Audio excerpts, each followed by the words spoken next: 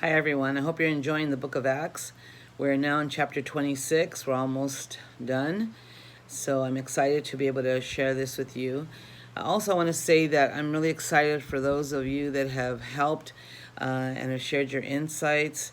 It's been really beautiful. I've enjoyed every speaker, every teacher, every insight that's been shared. Thank you so much. But here we are in chapter 26 of Acts, and Paul finally gets to stand before King Agrippa and plead his case. And so we see how Paul has he's very bold.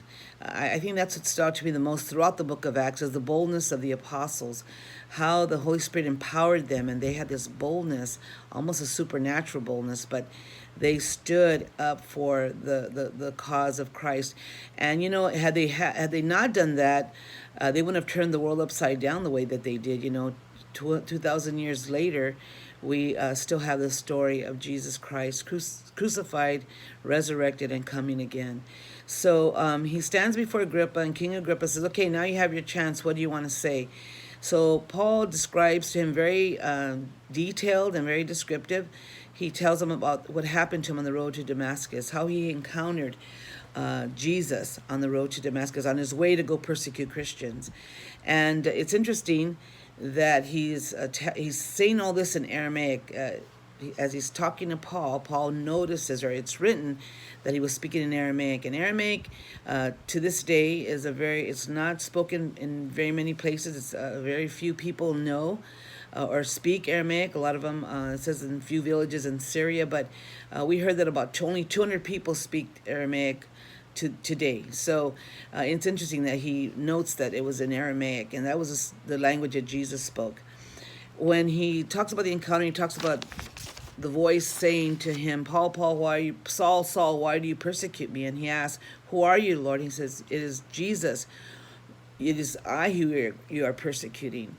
Well, there shows the love of the Father for us, in that when you hurt Jesus, you're hurting his people, those that are believers in him. And so we see that oneness that Jesus has for those of us that believe. Anyway, so they go on, and he tells the story, and he is just very bold, and he tells it, and he's just very descriptive, and he says how he was going, and how this lied, and he just is telling the story, just testifying. That's what I want to say. It was testifying, but the day that he encountered Jesus. And so anyway, he gets accused of being crazy by Festus. "Oh, you're insane. All that religiosity has drove you crazy. You're insane." And Paul says, "I am not insane. I know what I'm saying." Then he looks to King Agrippa, and he says, "King Agrippa, you know what I'm talking about. I know that you know. I know you believe." And Agrippa says, "Do you think that you're going to persuade me in such a short time to be a Christian, Paul?" Wow.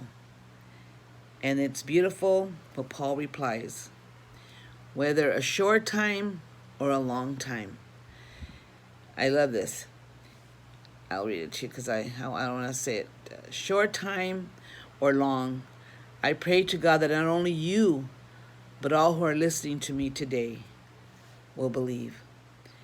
And I just want to say that for me, what stands out the most is that boldness. I wonder if we would have that boldness to stand before a king or a president, or how about just our job, at our job? How about just our family? Do we have that kind of boldness to share a testimony and tell people, "Jesus changed my life.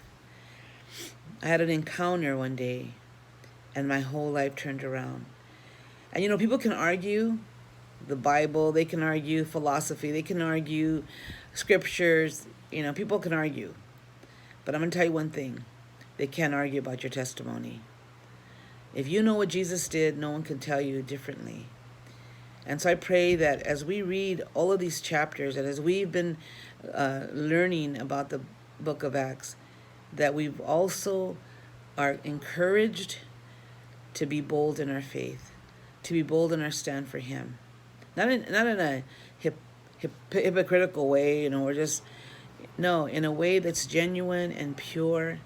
And we just want people to know that Jesus makes a difference every day in my life.